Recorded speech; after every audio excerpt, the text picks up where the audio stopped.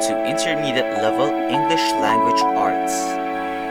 Hi guys, welcome to another lesson for English Language Arts 5.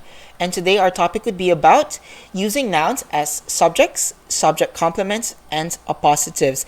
These are three different ways you could use nouns. So let's go through them one by one. Okay, the first one would be subject.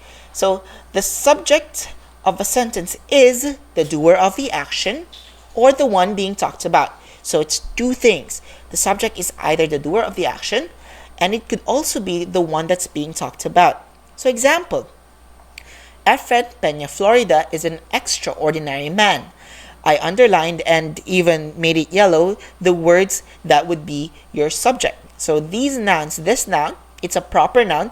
Efren Peña Florida, it's a proper noun, right? And this is the one that's being talked about. Okay, this is your subject. Another example. Okay, the mother cooked the ham. Okay, so again, I underlined and made it yellow the subject there. The subject is mother. That's a noun. Okay, that is the one that's being talked about. And mother is also the one who did the subject. The subject is cooked. Therefore, mother is the subject. So you could use nouns as the subject of the sentence. Okay, next, what about subject complements? Subject complements, basically, these are nouns that renames the subject or completes the subject. Take note, it's complement, not compliment. They're different words. Compliment is saying something good about a certain person. Complement is when you're completing something. Okay, so make sure as well that the subject complements are always following a linking verb. Here are examples. Okay, Efren is a positive thinker. Okay, so here I underlined and I even made it yellow the subject complements. Okay, so Efren is your subject and the complement is thinker. So basically, thinker there is just renaming Efren. It's just completing. So who is a positive thinker? It's Efren. That's how it works. Another example. She is the student. Okay, student there is the subject complement. Okay, and then I placed an arrow there that points to the subject, she. Who is the student? It is she. Okay, another example. They are my kids. Again, kids there is the subject complement. The kids just renames they. Same thing, the chef was him.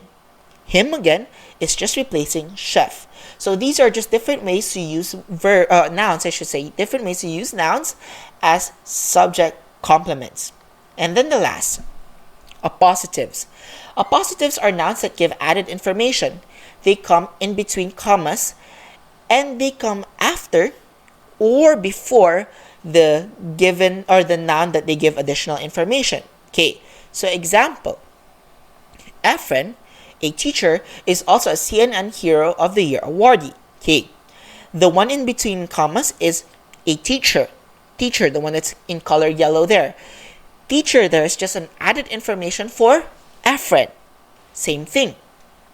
She was my teacher. Okay, now we have another one. It's in yellow there. It's she was my teacher, teacher me. May there is just an additional information for the word teacher there. Okay, now you might say, but Sir Vince, it says it comes in between commas. Why not on the second example? Where's the other comma? Well, you did end the sentence, so you do not need the other comma already. Okay, now what about if it comes before the noun? It gives additional information. So for example, the Gupan city, a big city, also has a festival of its own. Okay, so here the subject complement would be the appositive. Sorry, the appositive there would be the Gupan city. It is just referring to, it's just additional information for the word big city.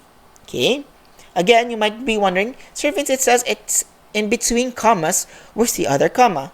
Well, for this case, you start the sentence with the appositive, so you do not need the first comma. Instead, you would just only need the second comma. And that's the lesson for using nouns as subjects, subject complements, and appositives in sentences.